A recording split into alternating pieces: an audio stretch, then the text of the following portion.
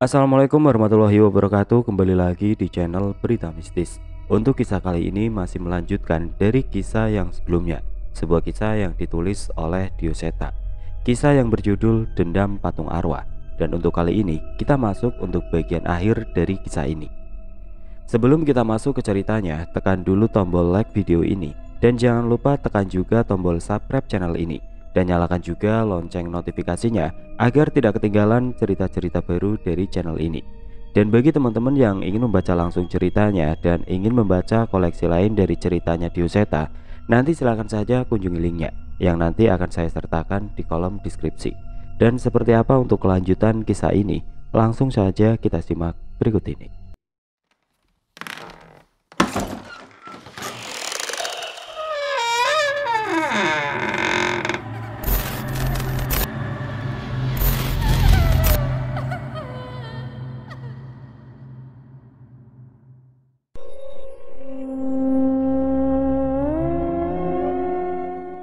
Cerita dari sudut pandang Cahyo. Aku merasa aneh. Pusaka pisau batu ini benar-benar merepotkanku. Beberapa kali ia mengambil alih tubuhku untuk berkomunikasi. Mbak Pusaka, bisa nggak kalau komunikasinya pakai telepati atau apa gitu, biar aku nggak kelihatan aneh? Ucapku pada pisau batu yang masih kugenggam. Aneh gimana Jul? Biasanya juga lebih aneh, ledek Danan. Sialan kamu Nan. Aku memang sedikit mengingat tentang ikatan pusaka pisau batu ini dengan Wanasura. Ia adalah pusaka Mas Linus, teman dari Mas Linggar yang sempat menutup alas wetan dari amukan Jogorawu. Saat itu Wanasura dan Kliwon terpisah. Wanasura harus bertahan sendirian di alas wetan melawan Jogorawu hingga tubuh fisiknya mati dan meninggalkan rohnya. Sementara Kliwon yang tubuh fisiknya sekarat terbawa arus sungai dan bertemu aku dan Pak Le. Itulah pertama kalinya aku bertemu Wanasura yang tengah kehilangan kuasanya. Kami terbawa ke alam lain, meloloskan diri dan akhirnya bersama sampai sekarang. Triwikrama, apa itu? Tanyaku pada sosok pusaka itu. Mendengar ucapanku itu, Danan seolah menoleh ke arahku dengan wajah kaget. Triwikrama, itu ilmu yang gak main-main Jul. Di kisah pewayangan, hanya yang punya hubungan dengan kedewaan atau mendapat berkat khusus yang bisa, jelas Danan. Itu bukan hal yang mustahil dilakukan oleh Panglima Kera alas Wanamarta, ucapku seketika dengan kesadaran yang diambil alih oleh pusaka itu. Akan aku tunjukkan syarat dan resiko yang harus kalian persiapkan. Saat itu juga seketika aku diperlihatkan hal yang mengerikan yang terjadi di sebuah kerajaan. Ada sesosok kera putih yang tengah memandang sebuah kerajaan dari balik awan. Namun dari jauh juga terlihat sesosok raksasa yang mengincarnya dan menelan seluruh awan di sana. Alhasil sang kera pun tertelan. Ada sebuah ilmu yang digunakan oleh sang kera putih, sebuah ilmu yang sangat mengerikan, di mana sosok kera itu membesar dan menjadi raksasa melebihi raksasa yang menelannya. Alhasil raksasa yang menelannya pun mati dengan tubuh yang tercerai-berai. Pemandangan berganti dengan suatu kerajaan yang terbakar oleh ulah kera itu. Hal itu membuka sebuah pertarungan antara bangsa kesatria dan raksasa. Saat itu sang kera putih dengan gagah berani menggunakan ilmu serupa untuk menghadapi para raksasa itu. Meningkatkan kekuatan, memanggil kekuatan kedewaan hingga berwujud melebihi raksasa. Itulah ajian Triwikrama. Ada satu syarat agar ilmu ini bisa digunakan. Sang pengguna harus dalam emosi yang memuncak. Hal itu mengakibatkan beberapa pelaku Triwikrama kadang akan kehilangan kesadarannya dan mengamuk tanpa arah. Setelahnya, pengguna ajian ini akan melemah hingga kehilangan hampir seluruh kekuatannya. Penjelasan itu membuatku berpikir keras. Apakah aku harus mempertaruhkan hal itu untuk melawan Kiluang? Apakah memang tidak cukup dengan kekuatan kami semua yang ada di sini? Keberadaanmu mungkin bisa dipertahankan kewarasan Wanasura, dan keberadaan Wanasudra, saudara kembarnya, bisa menjaga sukma Wanasura agar tidak menghilang. Tapi kau yang menentukan, ucap pusaka itu lagi. Aku kembali pada kesadaranku dan mendapati Kiluang tengah berwujud sosok yang tidak pernah kuduga. Sejak awal dia memang bukan lagi manusia. Ia sama seperti Brakaraswana yang membawa niat jahat mencari kekuatan dari tumbal, seperti Andaka yang menjadi budak akan nafsunya. Dan saat ini di hadapan kami ada Ki Luang yang membawa dendam beratus-ratus tahun. Rohnya tidak lagi berwujud manusia. Seluruh kekuatan dari patung yang selama ini ia manfaatkan membentuk tulang belulang seperti apa yang ia masukkan ke dalam patung itu. Tumbal yang ia kumpulkan menyatu dengan Ki Luang, mengutuknya menjadi setan raksasa yang hanya berwujud tengkorak. Dirga, Abah tidak salah lihat. Ki Luang benar-benar berubah menjadi sosok mayat tengkorak raksasa. Tanya Abah sembari mengusap matanya. Iya bah, Dirga nggak nyangka Ki Luang semengerikan ini, balas Dirga. Sebentar lagi dia akan selesai dengan ritualnya. Kita harus putuskan apa yang harus kita lakukan, ucap Danan yang sudah khawatir akan kekuatan Ki Luang. Kami pernah melawan Batara Naga. Walaupun besarnya tidak sebesar makhluk ini, tapi saat itu kami dibantu oleh Buto Lireng yang sangat tangguh. Saat ini jelas kami bingung harus berbuat apa. Wanasura, aku memanggil Wanasura meninggalkan tubuhku. Kini sosok raksasa tengah ada di hadapan kami. Di alam roh, Wanasura bisa leluasa menggunakan wujud ini. Namun sosok raksasa Wanasura pun tidak lebih dari seperempat besar Ki Luang. Aku tidak percaya kalau kekuatan Pak Le, Abah, Dirga, dan kamu Mas Jagat tidak cukup untuk mengalahkan Ki Luang. Soal ajian Triwikrama akan aku putuskan di pertarungan ini. Pak Le dan Danan mengangguk mengerti pertimbanganku. Sebenarnya dengan keberadaan Pak Le dan Danan pun aku sudah merasa tidak akan terkalahkan. Apalagi dengan adanya Dirga, Abah, dan Jagat.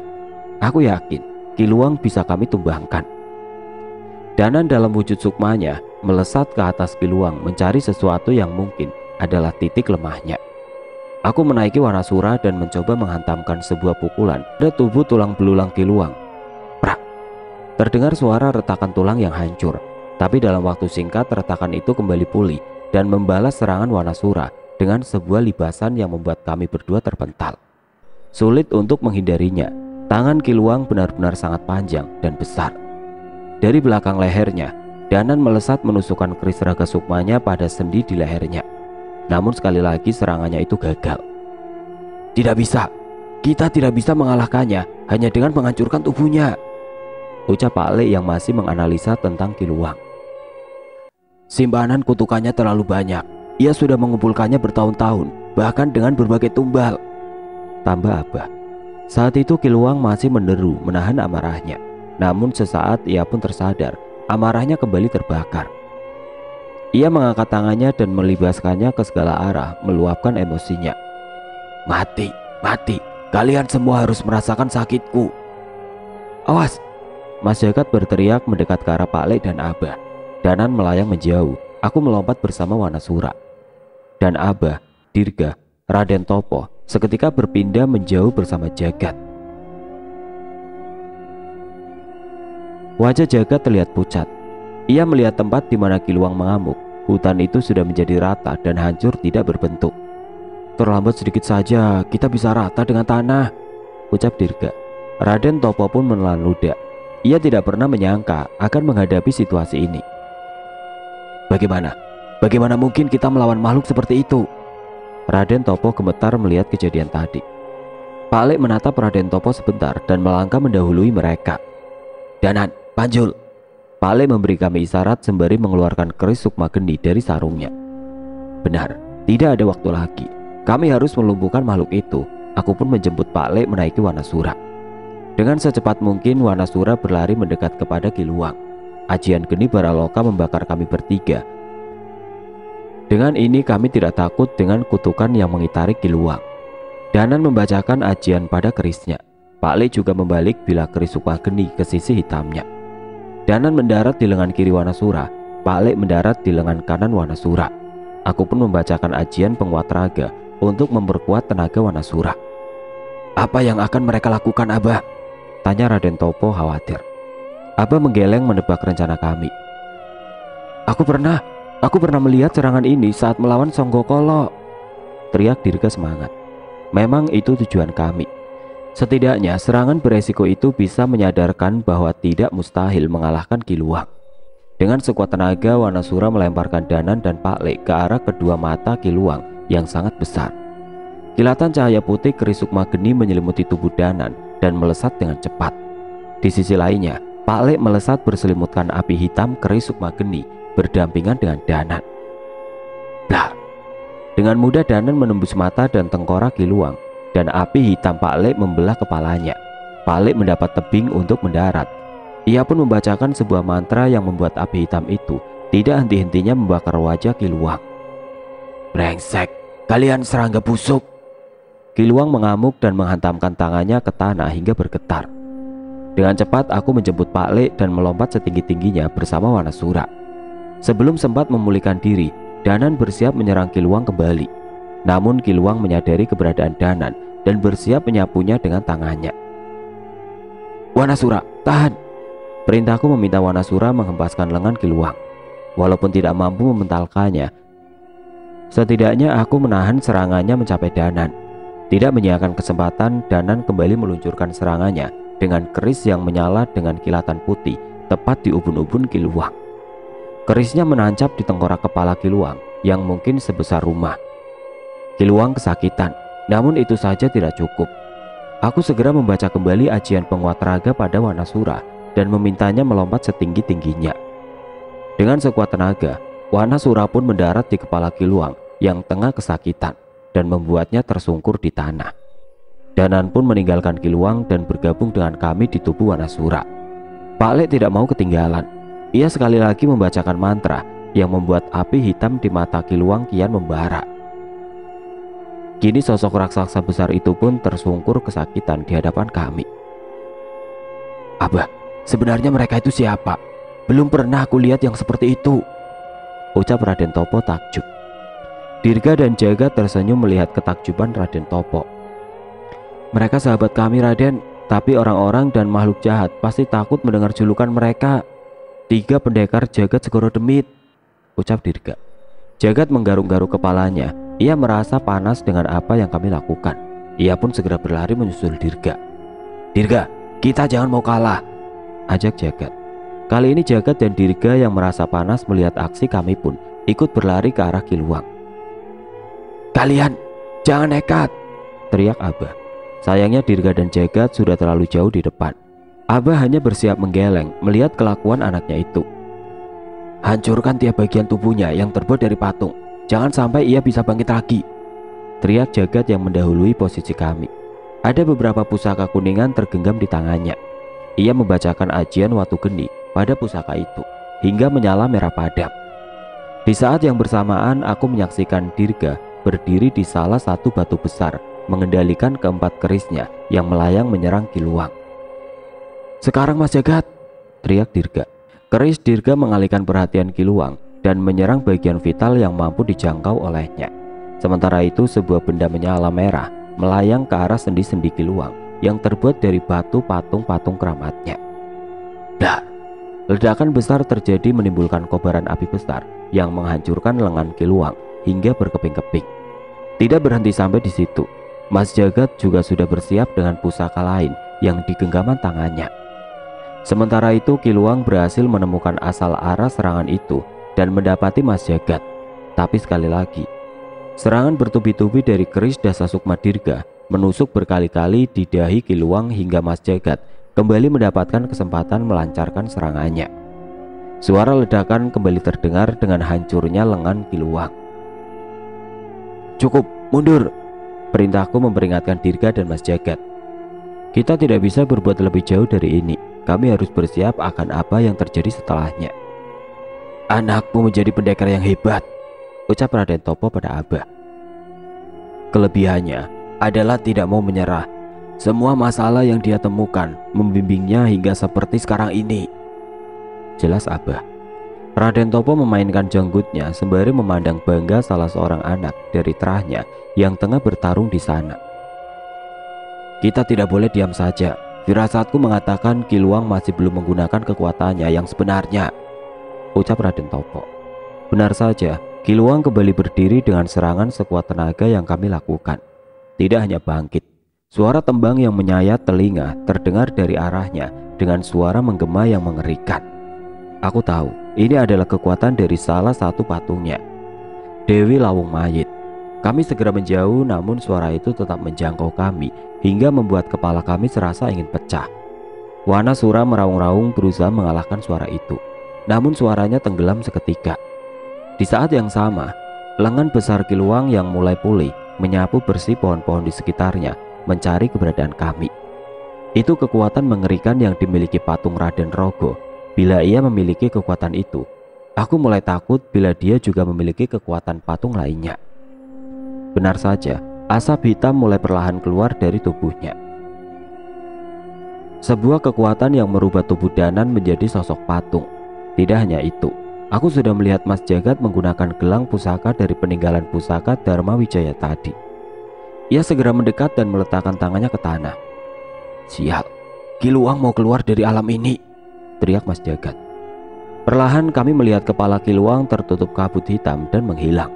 Namun belum sempat menelan tubuhnya, kabut putih milik Mas Jagat menahan portal itu agar ia tidak keluar. "Tidak sudi, aku tidak sudi membiarkan ada seorang pun hidup di depan mataku," teriak Kiluang yang tengah berusaha untuk pergi. Mas Jagat berhasil menahannya keluar. Kepalanya kembali ke alam ini, tapi mulutnya sudah dipenuhi tubuh manusia yang meronta-ronta mencoba menyelamatkan diri darinya. "Itu para pengikut-pengikut Dorokasmolo. Ia memakan pengikutnya sendiri," ucap Danan. "Aku hanya bisa menahannya sebentar. Sedikit lagi gelang pusaka dua alam ini akan hancur," teriak Mas Jagat. Di saat yang bersamaan, asap hitam yang berasal dari tubuh Kiluang kini menebal dan bersiap menyerang kami. Pak Le membesarkan kendi paralokanya, namun ia sendiri seperti tidak yakin apa ilmunya bisa mempertahankan kami agar tidak berubah menjadi batu. Di posisi seperti ini, aku benar-benar merasa bingung. Aba dan Raden Topo sedang bermeditasi. Aku menduga mereka mencoba melindungi kami dari serangan kutukan itu. Di keadaan seperti ini, biasanya Dananlah memiliki rencana untuk melepaskan kami dari situasi sulit ini. Dan benar, ia menapakkan kakinya di tanah dan menggenggam keris Raga Sukma tepat di hadapan dadanya. "Jagat lelembut, boten duwe wujud. Kula nimbali, surga loka surga kayangan. Ketu muli sampun nampani, tekan asa, tekan sedanten." Ia membacakan mantra itu, mantra yang hanya bacakan saat posisi kami di antara hidup dan mati. Mendadak langit semakin gelap, bersama hujan yang turun begitu deras. Bersama dengan itu, muncul sesosok makhluk dari tetesan hujan. Seorang wanita dengan kebaya indah mendekat ke arah kami. Air dari hujan mulai menangkis asap hitam itu dan menghambatnya hingga mendekat ke arah kami. Keputusan Danan tepat. Ia memanggil Nyi Sendang Rangu.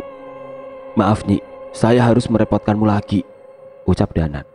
Nyi Sendang Rangu datang dengan menggendong tubuh manusia di tangannya. Itu adalah tubuh Danan. Tubuh Danan sudah tidak menjadi patung lagi. Nyi, bisa mengembalikan tubuh Danan seperti semula?" Nyi Sendang Rangu menggeleng. "Saat aku menyadari Danan dalam bahaya, aku segera mendatangi tempat itu. Tapi saat sampai, tubuh Danan sudah pulih dan ada seorang pria tua bergamis putih di dekatnya." Danan terlihat berpikir saat mendengar cerita itu. "Apa ada seekor kucing bersamanya, Nyi?" tanya Danan, dan Nyi Sendang Rangu mengangguk membenarkan. Abah tiba-tiba berdiri mendengar pertanyaan Danan. "Kucing?" tanya Abah. "Kamu kenal dengan dia, Danan?" tanya Nyi Sendang Rangu. Danan hanya menggeleng, namun ia seolah mengingat sesuatu. "Saya hanya sempat melihatnya sesaat saat beristirahat di pinggir sebuah hutan dekat bukit," balas Danan. Tiba-tiba terdengar suara bunyi kerincing yang mendekat, seolah berasal dari sebuah gelang kaki. Suara gelang itu seolah menghapus semua kutukan dari suara tembang yang digaungkan oleh Kiluang. "Benar, ternyata sosok itu benar ada," ucap Abah. Aku mencari asal suara itu, namun suara itu hanya mengelilingi hutan ini, seolah memang tidak berniat menunjukkan wujudnya pada kami. Abah menangkupkan tangannya di depan dahinya, seolah berterima kasih pada sosok itu. "Memangnya dia siapa, Bah?" tanya Dirga. Abah menghela nafas dan merangkul pundak Dirga. "Tanah Pasundan dipenuhi oleh leluhur dan pertapa yang sudah mencapai tingkat kesaktian yang tidak masuk akal. Salah satunya adalah beliau, Kilang Samana," cerita Abah. Akhir cerita Abah merupakan akhir dari suara gemerencing yang mengitari kami. Sepertinya sosok itu hanya hadir sebentar menumpang keberadaan Nyi Sendang Rangu dan kembali pergi. Ya sudah, sekarang tembang setan dan asap hitam itu sudah teratasi. Apalagi yang harus kita lakukan? Aku tidak bisa menahan makhluk itu tetap di alam ini lebih lama, ucap Jagat dengan wajah kewalahan. Mendengar ucapan Jagat, Pak Le segera pergi menerjang Kiluang. Dan Danan yang sudah kembali ke tubuhnya pun bersama Nyi Sendang Rangu menyusulnya. Tapi tidak dengan dirga. Raden Topo memanggilnya dan memintanya melakukan sesuatu. Aku ingin mencari tahu, tapi saat ini keadaan semakin genting. Serangan bertubi-tubi mengenai tubuh Kiluang, namun serangan itu terlalu sulit untuk menjatuhkan tubuh besarnya lagi. Geni Baraloka Pak Le juga membakar tubuh Kiluang, namun apinya tidak cukup besar untuk membersihkan dendamnya. Sebaiknya, sekali serangan Kiluang sudah mampu membuat mereka terpental. Aku harus menghabisi kalian terlebih dahulu, ucap Kiluang. Seketika Kiluang membatalkan niatnya untuk meninggalkan alam ini dan menyerang Danan dan Pak Le bertubi-tubi. Aku bersama Wanasura menyusul dan menahan serangan mereka. Namun hanya sebatas menahan. Serangan balik dari kami tidak cukup kuat untuk mementalkannya lagi. Kalau dia terus pulih, bagaimana cara kita mengalahkannya? Selama ia masih punya penyembah di alam manusia, ia akan terus mendapatkan kekuatan untuk memulihkan diri. Nyawa penyembah berhala itulah yang akan menjadi tumbalnya, jawabnya Sendang Rangu. Dasar manusia-manusia goblok, umbatku kesal. Kami mulai tidak bisa bertahan. Gelang Mas Jagat sudah hampir terbelah. Serangan bertubi-tubi Kiluang sudah beberapa kali membuat kami terkapar dengan darah yang bermunceratan dari mulut kami. Api Geni Baraloka dan ilmu Nyi Sendang Rangu sudah beberapa kali memulihkan kami. Tapi aku yakin dalam beberapa serangan berikutnya kami akan mati terlebih dulu sebelum bisa kembali pulih. Mati. Aku tidak siap melihat Danan dan yang lain kehilangan nyawanya di tempat ini. Aku berpindah ke kepala Wanasura dan menyentuh dahinya. Kau sudah yakin? Tanya sosok pusaka itu. Aku mengangguk. Saat ini semua orang tengah mengerahkan kekuatannya sekuat tenaga, bahkan mempertaruhkan nyawanya. Bukan waktunya bagiku untuk ketakutan. Ingat, ini adalah kekuatan yang bahkan mampu menghancurkan kerajaan, peringatnya lagi. Ya, sekali ini saja. Pusaka pisau batu itu pun melayang. Ia menembus tubuh Wanasura dan berhenti entah di mana. Seperti melengkapi kepingan puzzle di sukmanya, sosok Wanasura seolah berubah menjadi lebih perkasa. Bulunya berubah seperti emas. Aku sudah menghubungkan sukmanya dengan Wanasudra. Ia tidak akan mati, tapi jangan pernah tinggalkan Wanasura. Hatinya terhubung denganmu. Kalau tidak, teman-temanmu akan dalam bahaya. Kali ini suara itu tidak berasal dari tubuh itu lagi. Suara itu berasal dari kesadaran Wanasura yang diambil alih oleh pusaka itu. Asap hitam semakin mengepul dari tubuh Kiluang, seolah beradu dengan hujan Nyi Sendang Rangu.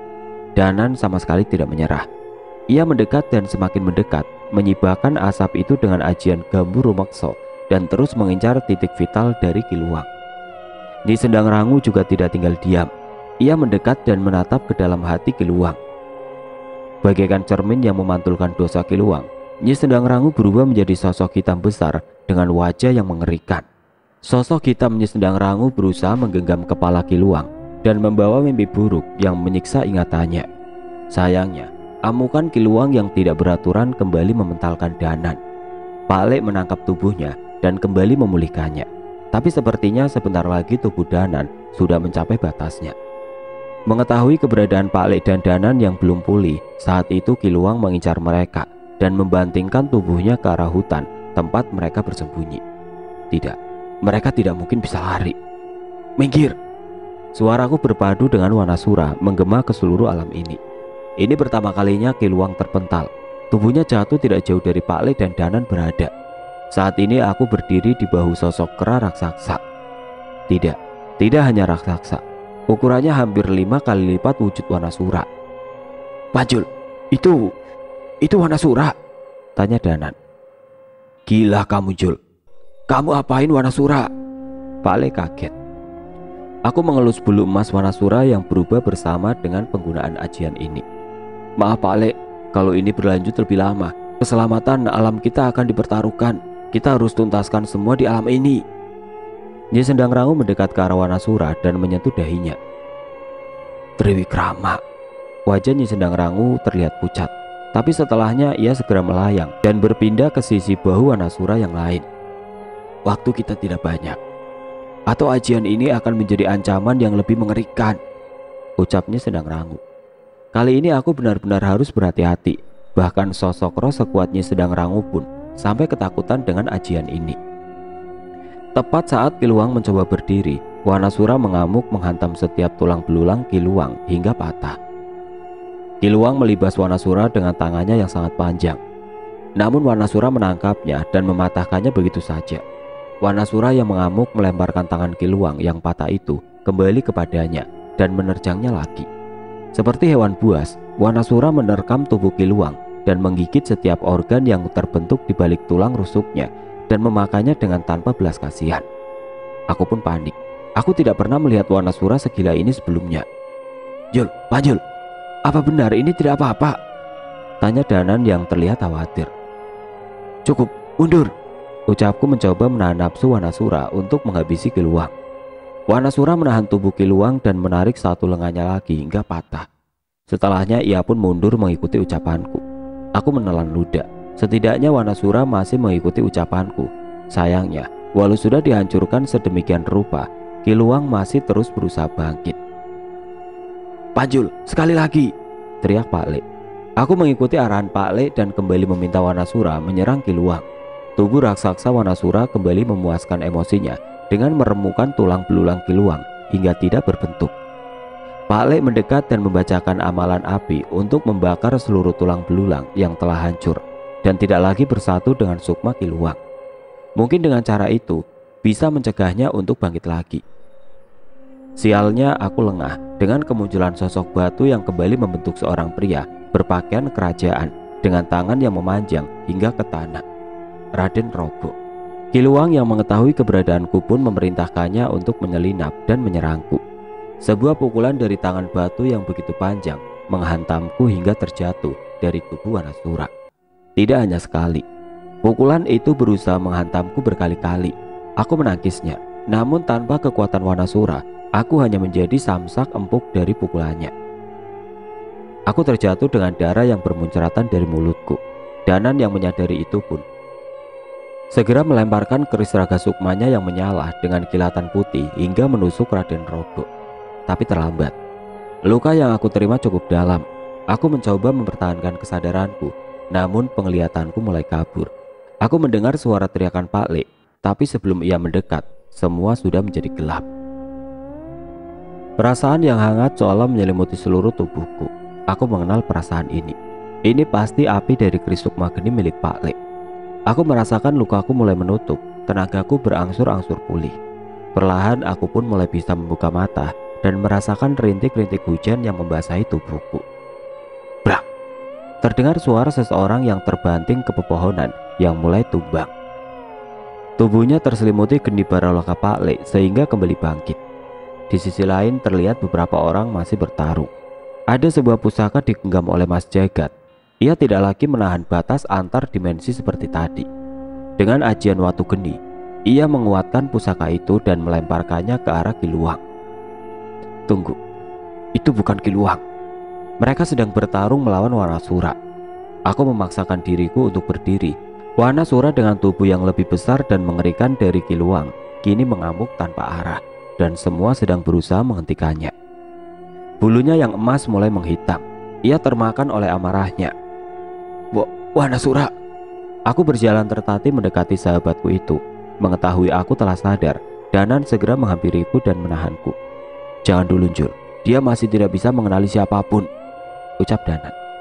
Kenapa bisa begini? Apa yang terjadi? Danan menceritakan saat Wanasura mengetahui aku tidak sadarkan diri. Ia mengamuk dan menghajar Kiluang habis-habisan. Tidak ada sedikit pun kesempatan mereka untuk menginterupsinya. Makhluk yang dari tadi menyusahkan dan hampir membunuh kami tidak berkutik oleh serangan Wanasura. Sayangnya emosinya semakin memuncak dan menghancurkan apapun yang ada di sekitarnya. Mereka hanya bisa melindungi diri hingga akhirnya seluruh tubuh Kiluang hancur remuk. Tapi Wanasura masih belum berhenti. Ia mengamuk membabi buta dan serangannya hampir mencelakai mereka semua. Kini mereka sedang mencari cara untuk menghentikan Wanasura dari amukannya itu. Tidak, aku harus ke sana. Danan mencoba menahanku. Tidak, ia tahu bahwa ia tidak bisa menahanku.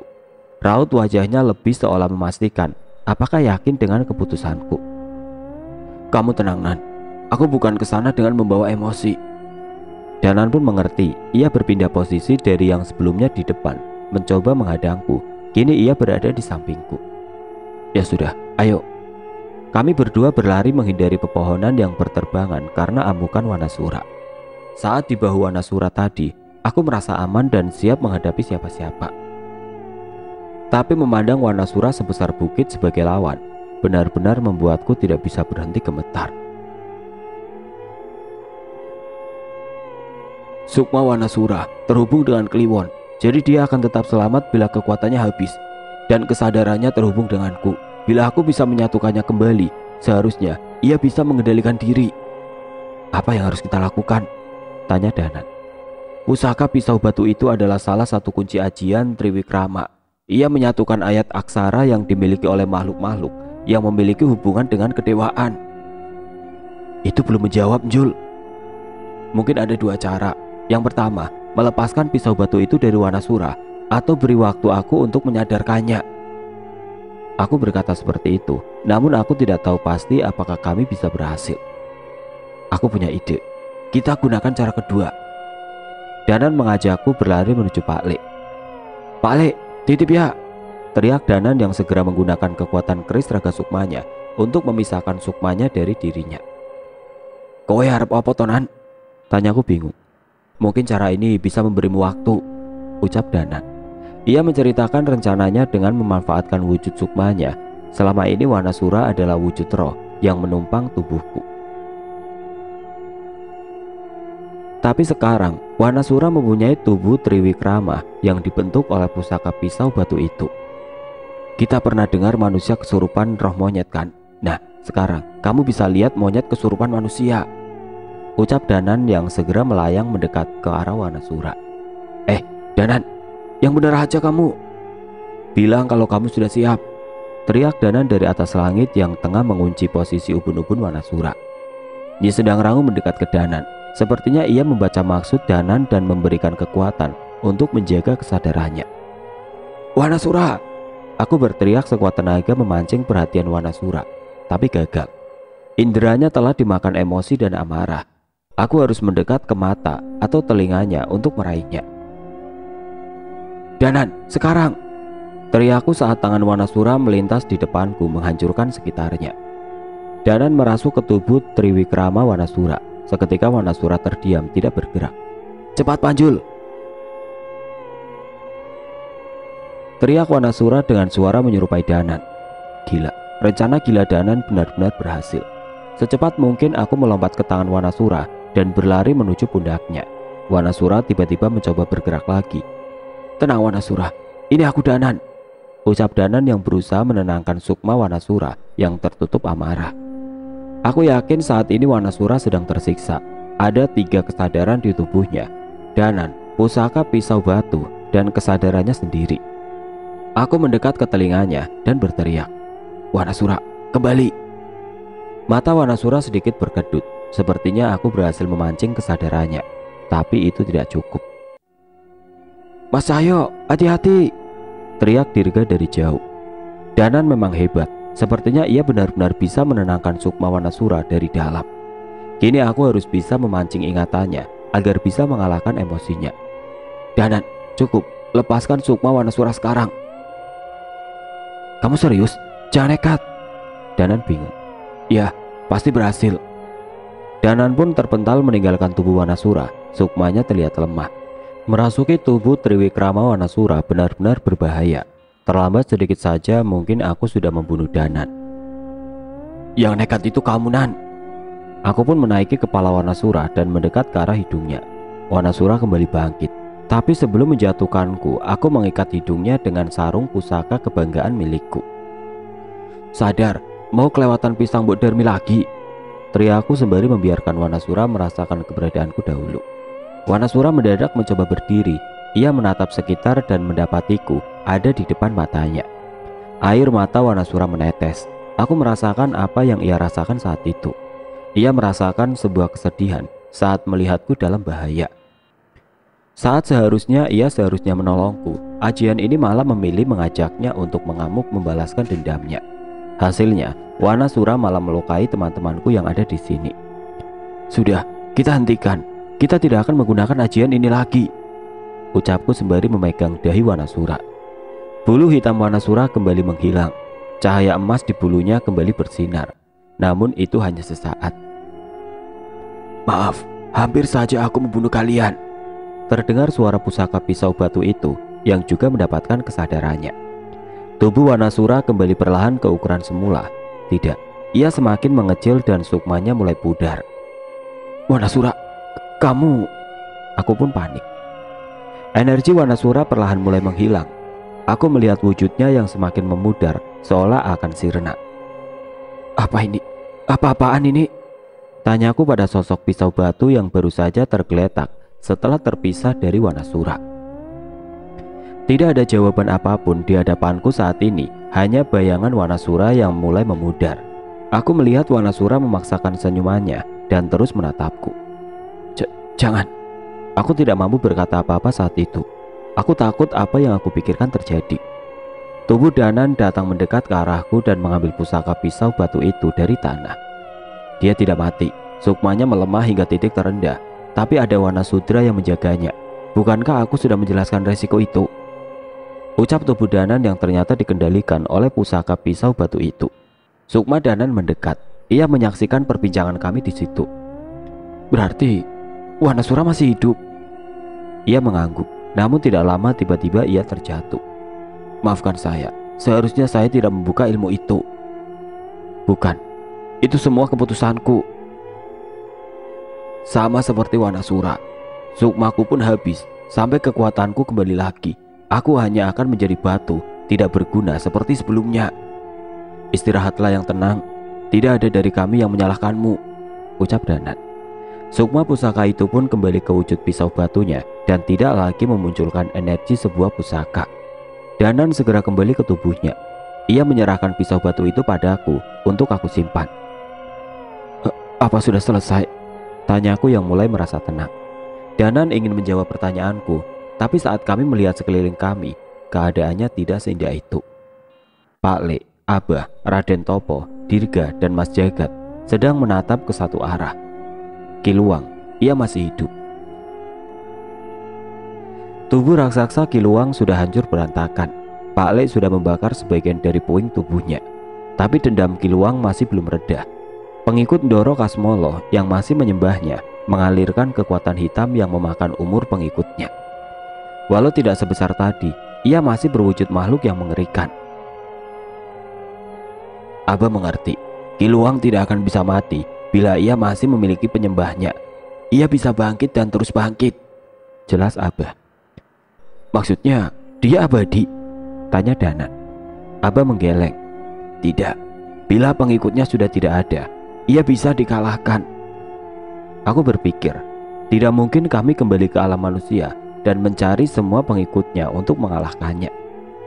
Dendamnya begitu mengerikan, bahkan ia mengumpulkan anak-anak cacat untuk dijadikan patung penjaga, ucap Dirga. Raden Topo mengernyitkan dahinya dan menatap ke arah Dirga. Anak cacat? Kiluang mengumpulkan anak-anak cacat? Tanya Raden Topo.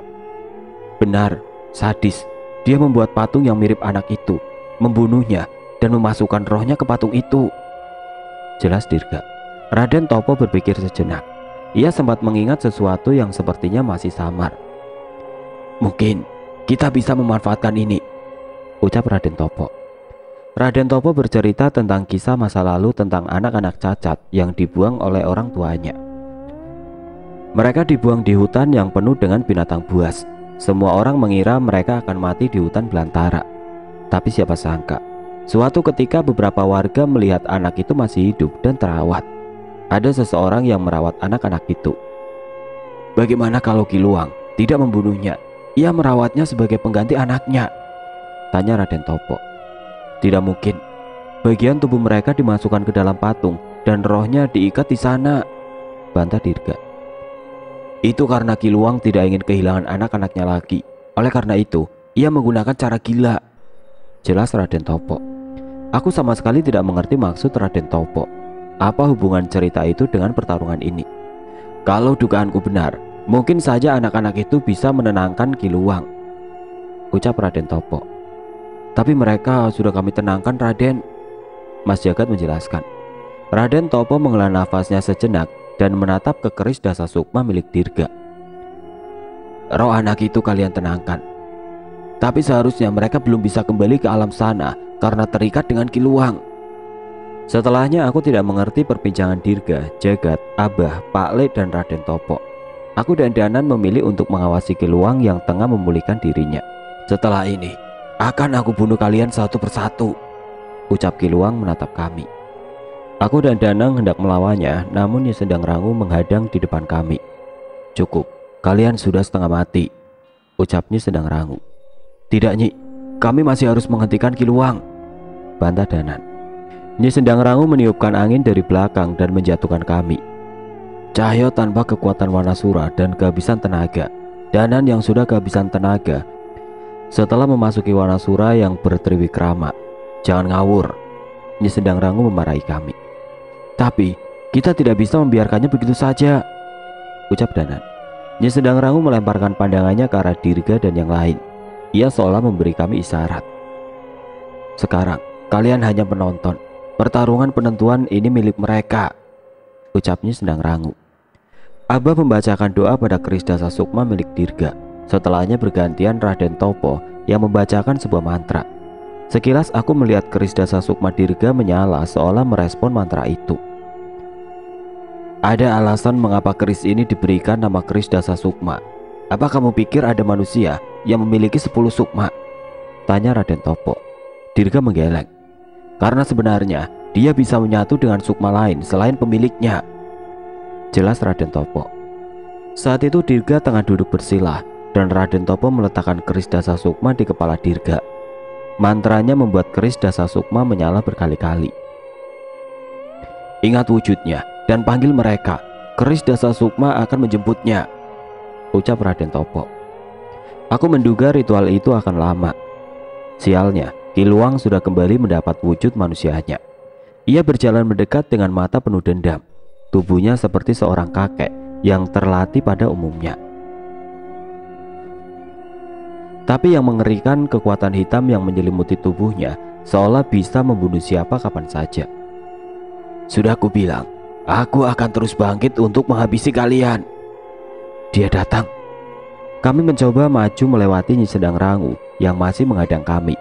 Tapi Mas Jagat menarik baju kami dan meminta kami beristirahat. Kalian sudah capek, nonton kami saja, ucap Mas Jagat. Saat semakin mendekat, Kiluang mulai berlari dan menyerang kami. Tapi sebelum itu terjadi, tiba-tiba sebuah keris melayang dan mendarat di hadapan Kiluang. Itu keris Dirga.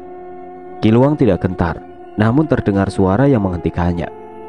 Bapak, itu suara anak perempuan. Kiluang berhenti dan mencari asal suara itu. Bapak, ini benar Bapak kan?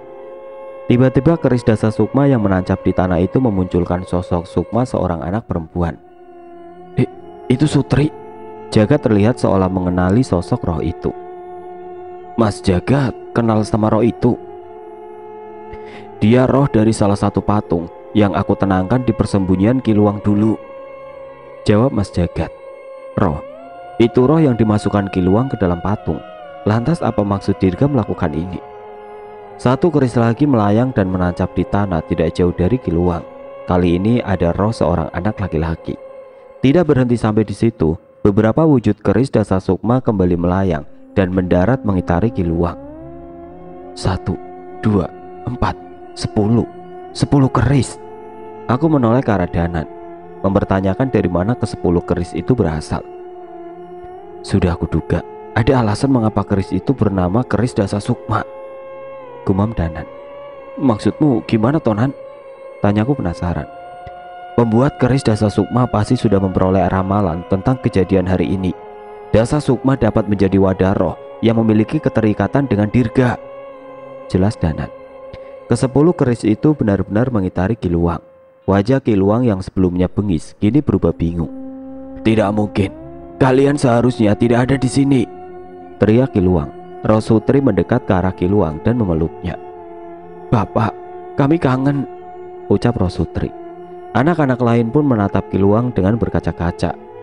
"Mikir, aku harus menghabisi mereka terlebih dahulu." Kiluang berusaha melepaskan Sutri dari tubuhnya. "Jangan, Pak. Bapak bukan orang jahat."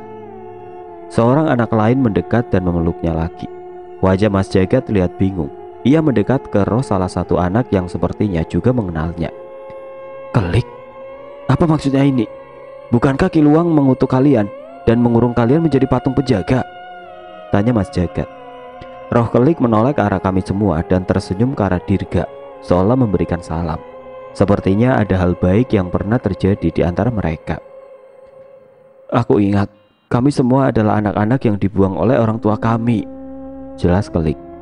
"Kami cacat, aib bagi keluarga kami. Orang-orang di desa pun jijik menatap kami." Kelik bercerita bahwa mereka semua dibuang di hutan dan dibiarkan mati oleh orang tua mereka sendiri. Hal itu sudah lumrah terjadi di zaman itu untuk menghindari keturunan berikutnya bernasib sama. Kelik sendiri dibuang di hutan karena lengannya cacat dan kecil sebelah. Ia dibuang di hutan setelah kakinya dipatahkan oleh orang-orang suruhan orang tuanya. Ia ingat bagaimana ia ketakutan menangis saat malam datang di hutan itu tanpa ada siapapun yang datang menolong. Hawa dingin sangat menusuk dan rasa pedih akan perlakuan orang tuanya membuatnya lebih menderita. Tapi di tengah keputusasaannya, Kiluang datang dan menemukan dirinya. Ia menggendong Kelik dan membawanya ke rumah tempat ia mengasingkan diri di dalam hutan. Ternyata sudah ada beberapa anak lain di sana. Kiluang merawat mereka seperti anak mereka sendiri. "Bapak pernah bercerita bahwa anaknya meninggal dengan cara yang keji. Oleh karena itu ia tidak tega saat melihat keadaan kami. Aku selalu mengingat setiap menjelang purnama, Bapak terduduk sendirian di belakang rumah bersama patung Nyisasma buatannya yang tengah menggendong patung anaknya yang tanpa kepala. Saat itu kami pasti menyusul menemani Bapak sambil bermain, bahkan sampai ketiduran di tanah. Tapi anehnya, besoknya kami sudah ada berada di dalam rumah dan di tikar kami masing-masing," cerita Kelik.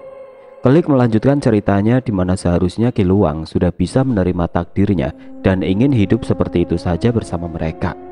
Tapi takdir tidak berniat membiarkan hal itu. Mengetahui keberadaan Kiluang, tiba-tiba ada segerombolan pasukan yang menyerang ke rumah. Pasukan itu dipimpin oleh seorang panglima dan seorang dukun kerajaan.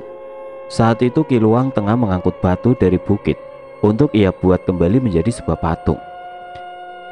Dan saat ia kembali, ia mendapati Kelik dan anak-anak yang lain tengah terkapar disiksa oleh prajurit yang datang menyerang rumahnya. Prajurit itu ditugaskan menghabisi Kiluang yang merupakan keturunan keramat yang akan membahayakan mereka. Sayangnya kebrutalan mereka berimbas pada anak-anak yang diselamatkan oleh Kiluang. "Anak-anak itu lebih berguna bila menjadi tumbalku," Kelik mencontohkan ucapan seorang dukun yang menyerang rumah Kiluang. Saat itu Kiluang yang tertangkap melihat dengan mata kepalanya sendiri anak-anak dihabisi oleh prajurit-prajurit itu. Kepala anak-anak itu dibawa oleh prajurit itu untuk ditumbalkan. Saat itu hanya kepala Kelik yang tersisa dikarenakan ada cacat di wajahnya. Kiluang begitu marah. Saat itulah ia tahu bahwa ia memiliki kemampuan mematikan yang membuat orang-orang takut. Sebuah kemampuan dari garis keturunannya, Trahwarnuguni. Tanpa sengaja ia membangkitkan patung-patung yang ada di rumahnya dan melancarkan kutukan yang membuat tubuh para prajurit membatu dan kaku. Semua prajurit itu mati, tapi ia menyisakan dukun itu dan panglima yang memimpin kelompok prajurit itu. Kiluang yang sudah kehilangan akal sehatnya memenggal dukun itu dan membedah tubuhnya. Ia menjadikan organ dan tulang belulang tubuhnya menjadi bahan patung dan menciptakan patung berkepala kambing, Doro Kasmolo. Sang panglima juga bernasib sama. Ia menyatukan semua roh prajurit dan panglima itu menjadi sebuah patung agar rohnya saling bertarung menguasai tubuh patung itu. Sebuah patung yang dinamai Raden Rogo Biryono.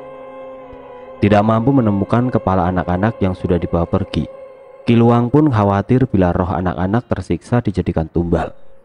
Ia pun memutuskan menarik roh anak-anak itu menggunakan bagian tubuhnya dan menjadikan patung agar tidak menjadi tumbal kerajaan. Saat itu hanya Keliklah yang tubuhnya masih memiliki kepala untuk mengingat semua kejadian ini. Sejak saat itu, Kiluang menjadi sosok yang tidak berperasaan. Ia memburu prajurit dan keturunan Dharma Wijaya yang masuk ke hutan dan membangun rencana untuk menghabisi seluruh keturunannya setelah ia mati. Kisah dari Kelik benar-benar membuat aku dan Danan menahan nafas. Sebelum menjadi setan mengerikan, ternyata Kiluang adalah korban kebuasan zaman saat itu. Kelik yang matanya sudah berkaca-kaca pun tidak tahan untuk menghampiri sosok yang ia anggap sebagai bapak itu. "Sudah Pak, kita pergi, kita bisa sama-sama lagi," ucap Kelik. "Kami sudah menunggu Bapak sangat lama. Kami kira Bapak akan kembali," tambah Sutrik. "Nggak ada yang nyanyiin kita lagi Pak kalau malam. Rumah di hutan itu sepi." Tatapan Kiluang berubah, dendamnya mulai memudar. Ia pun berlutut di tanah dan memeluk anak-anak itu. "Apa kalian sudah tenang?" tanya Kiluang sembari menitikkan air mata. Anak-anak itu menggeleng. "Kami menunggu Bapak," balas Sutrik. "Kami bisa pergi, seandainya kami bisa yakin bahwa Bapak akan baik-baik saja." Kiluang pun semakin menangis memeluk anak-anak yang tubuhnya tidak sempurna itu. Ia menggeleng berkali-kali. "Tidak, tidak bisa. Bapak tidak bisa tinggal di sini lagi tanpa kalian." Kiluang pun berdiri sambil tetap menggandeng anak-anaknya itu. Ia menatap ke arah Dirga, Abah, dan Raden Topo yang memunculkan roh anak-anak itu dengan keris Dasa Sukma. "Biarkan aku ikut bersama mereka," ucap Kiluang pada mereka bertiga. "Kiluang sudah memaafkan kami?" tanya Dirga dengan polosnya. Sekali lagi Kiluang menggeleng, kali ini dengan tersenyum. "Dharma Wijaya tidak memiliki dosa terhadapku. Ucapan istriku benar. Prajurit Dharma Wijaya memegang teguh harga dirinya. Aku saja yang telah gelap mata dan tertutup oleh dendam. Kalau ada yang mencela Dharma Wijaya, aku yang menjamin bahwa itu salah," ucap Kiluang yang berubah 180 derajat. Tapi Kiluang belum selesai dengan perkataannya. "Saat ini aku bisa mengikhlaskan dendamku. Tapi kalian juga harus berhati-hati. Mungkin saja masih ada penerus kerajaan Paku Jagar yang berniat jahat kepada kalian." Raden Topo dan Abah mendekat ke arah Kiluang. "Kami pastikan saat mereka muncul, mereka tidak akan bisa berbuat seperti yang mereka lakukan padamu," ucap Abah. Kiluang terlihat menarik nafas lega dan menatap ke 10 roh yang diwadahi oleh keris Dasa Sukma itu. "Biarkan aku pergi ke tempat mereka," ucap Kiluang. Raden Topo mengangguk dan menghampiri mereka. "Biar mereka yang mengantar kepergianmu," ucap Raden Topo yang meletakkan tangannya di punggung Dirga. Dirga pun merubah posisi tangannya. Seketika roh anak-anak itu pun tertarik ke dekat ke 10 keris Dasa Sukma itu. Keris yang menancap di tanah itu pun melayang, berputar, dan menari di langit bersama ke 10 sukma anak-anak itu. Kiluang menatap mereka sambil tersenyum dan menyambut kedatangannya. Bersama anak-anak itu, ke-10 keris Dasa Sukma bergantian menembus tubuh Kiluang, memurnikan dirinya yang sudah berubah menjadi setan. Tepat saat keris ke-10 menembusnya, ia pun menghilang bersama ke-10 anak yang menganggapnya sebagai seorang ayah. Aku tidak menyangka akan berakhir seperti ini. Kebencian kami akan Kiluang seketika sirna ketika mengetahui masa lalunya. Semoga saja hal baik yang ia lakukan terhadap anak-anak itu bisa membantu mengurangi dosa-dosanya. Terdengar suara pusaka yang pecah dari tangan Mas Jagat. Saat itu juga Mas Jagat membacakan sebuah ajian dan mengembalikan kami ke pelataran wisma tempat kami berada sebelumnya. Tempat yang sebelumnya kering ini seketika menjadi basah dengan hujan yang sedang rangu. Seperti biasa, Danan terbaring di tanah menikmati rintikan hujannya sedang rangu. Aku pun sama. Sepertinya tidak ada salahnya menikmati hujan ini sebentar setelah pertarungan yang menguras perasaan tadi. Sekilas aku melihat Pak Le menghampiri Dirga yang tengah kehabisan tenaga. Ia menggotong tubuhnya dan menghangatkan tubuhnya dengan api dari keris Sukmagni. Mas Jagat masih termenung meratapi banyaknya pusaka yang ia hancurkan. Tapi saat itu Teh Siti menghampirinya dan mengajaknya untuk berteduh. Nyi Sedang Rangu hendak pergi, tapi sepertinya ada satu hal yang ingin disampaikan olehnya. Cahaya dari prasasti itu tidak berhenti bersinar, ucapnya Sendang Rangu. Benar juga, salah satu dari cahaya itu berasal dari alas Sewu Lembut yang berbatasan dengan desa Gendurejo. Apa itu ada pertanda khusus nih? Tanya Danan penasaran. Prasasti itu menjaga sesuatu. Ada hutan terlarang yang tertutup dimasuki oleh siapapun. Tapi ketika ketujuh prasasti itu bersinar, itu menandakan ada yang berusaha membuka hutan ini, jelasnya Sendang Rangu. Apa itu berbahaya? Nyi Sendang Rangu mengangguk. Sayangnya, ia tidak bisa menceritakan lebih jauh. Menurutnya, ia sendiri belum mengetahui apa yang terdapat di hutan tertutup itu. Bersiaplah akan sesuatu yang lebih besar lagi. Mungkin saja kalian akan membutuhkan pihak lain, jelas Nyi Sendang Rangu yang menghilang bersama rintikan hujan yang ia bawa. Aku saling bertatapan dengan Danan. Baru saja kami selesai menghadapi pertarungan yang mengerikan. Kini Nyi Sendang Rangu sudah meminta kami untuk bersiap akan sesuatu yang lebih besar. Semoga saja kami masih memiliki waktu untuk melatih diri dan iman kami sebelum waktu bencana itu tiba. Sudah beberapa hari setelah pertarungan itu berlalu, kami pun kembali ke rumah Abah. Tempat motorku masih dititipkan. Kali ini tidak seperti sebelumnya. Aku, Danan, dan Dirga benar-benar menikmati suasana pasar malam tanpa adanya gangguan. Seperti kesurupan, Danan tidak henti-hentinya berkeliling mencari jajanan yang bahkan sudah hampir tidak muat di mulutnya. Nan, yang bener kamu makan apa kesetanan? Laper, kamu lupa aku puasa beberapa hari pas jadi patung. Aku menggeleng melihat tingkahnya. Untuk kali ini hobi rakusku kalah oleh Danan. Bilang saja Mas Sahyo juga kepingin kan? Ledek Dirga. Tahu aja kamu Dirga. Sini Nan, aku pegangin batagornya, ucapku pada Danan. Pegangin mah pegangin aja, jangan dimakan, protes Danan yang mengejarku. Aku berusaha menghabiskan batagor itu sebelum tertangkap oleh Danan. Tapi saat itu aku terhenti dengan sebuah pemandangan. Sini balikin, teriak Danan sembari menarik kembali plastik batagor yang telah kosong. Wajahnya pun menjadi cemberut dan segera membanting plastik kosong itu ke tong sampah di dekatnya. Bisa-bisanya kamu Jul. Shh. Aku menyuruh Danan diam dan melihat ke satu arah. Sini-sini, ucapku memanggil Danan dan Dirga, dan mereka pun mendekat. Itu bukannya Mas Jagat? Tanyaku pada mereka berdua.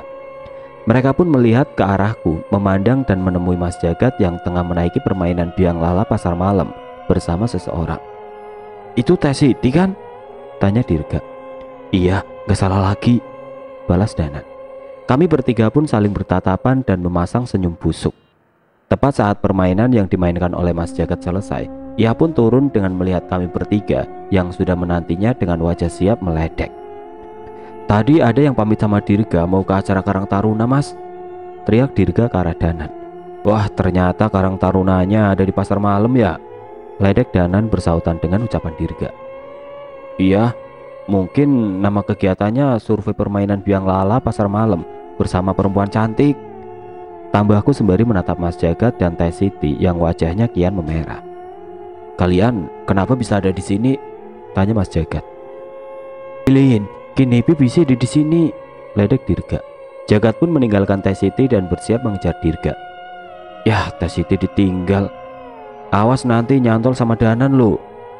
Mas Jagat pun berhenti dan kembali, sementara Dirga masih berusaha meledek Mas Jagat. Kami tertawa tanpa henti saat itu, sampai tiba-tiba terdengar suara teriakan yang ricuh dari rumah hantu di sana. Kesurupan, ada kesurupan. Kami mendengar teriakan dari dekat rumah hantu. Dengan segera kami pun berlari ke sana, mencari tahu apa yang terjadi. Kami khawatir apa masih ada hal buruk yang tertinggal di tempat itu. Saat kami mendekat dan mencoba untuk masuk, tiba-tiba kami tertahan dengan petugas yang berusaha menenangkan pengunjung. Sudah aman. Sudah ada yang membantu ngusir setannya, ucap petugas. Yang benar Mas? Tanya pengunjung. Iya sudah aman, tapi tempat ini ditutup dulu ya, besok baru dibuka lagi, ucap petugas itu. Kami pun bernafas lega mengetahui kenyataan itu. Tapi saat kembali, samar-samar aku dan Danan merasakan sesuatu yang aneh melintas di dekat kami. Nan? Iya, rupanya Danan juga menyadarinya. Kami mencari asal sesuatu yang menggugah firasat kami, tapi tidak ada apapun di sana. Yang terlihat hanya pengunjung biasa yang mengenakan seragam coklat, seperti seorang guru yang melintas di dekat kami. Akhirnya kami pun kembali menikmati pasar malam itu hingga tutup. Kami memutuskan untuk tinggal cukup lama di rumah Abah. Masih banyak yang bisa kami pelajari di tempat ini. Walau merupakan bagian dari Pulau Jawa, tanah Pasundan ternyata memiliki banyak misteri yang jauh dari jangkauan kami. Mungkin dengan lebih lama di tempat ini, kami bisa sedikit mempelajari peninggalan-peninggalan di tanah ini dan ilmu yang bisa membuka mata kami lebih lebar untuk memandang dunia. Apalagi kami masih betah meledek Mas Jagat yang sedang mencoba mendekati Teh Siti.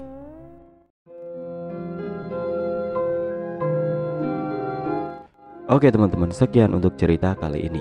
Bagaimana menurut kalian tentang kisah ini? Tulis komentar kalian di kolom komentar. Dan bagi teman-teman yang baru bergabung, jangan lupa untuk like, komen, share, serta subscribe channel ini. Dan nantikan kisah-kisah horor berikutnya tetap di channel Berita Mistis.